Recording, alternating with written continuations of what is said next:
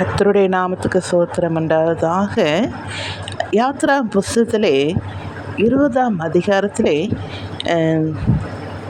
12ஆம் வசனத்தினை நீங்கள் வாசித்து பாருங்கள். உன் தேவனாகி கர்த்தர் உனக்கு கொடுக்கிற தேசத்திலே உன் நாட்கள் நீடித்திருப்பதற்கு உன் தகப்பனையும் உன் தாயும் கனம் பண்ணுவாயாக. 5வது கட்டளை இப்படியாக சொல்லப்பட்டிருக்கிறது: உன் தகப்பனையும் உன் தாயும் கனம் பண்ணுவாயாக, உன் தேசத்திலே நீடித்திருப்பதற்காக.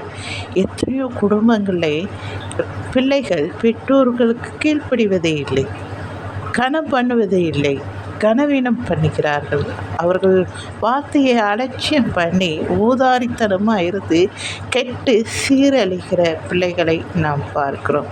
எனக்கு அன்பானவர்களே, நீங்கள் அப்படி செய்யாதீர்கள். தேவன் கட்டளைகளே சொல்லியிருக்கிறார்: உன் தேசத்திலே உன் நாட்கள் நீடித்திருப்பதற்கு உன் தகப்பனையும் உன் தாயும் கனம் பண்ணுவாயாக.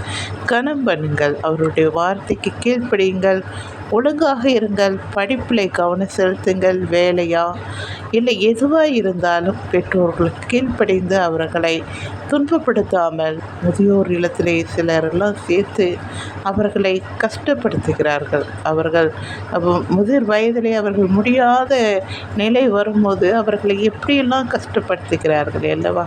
அப்படியெல்லாம் இல்லாமல் நீங்கள் அவர்களை சேர்த்து கொள்ளுங்கள், அவர்களை பார்த்து கொள்ளுங்கள்.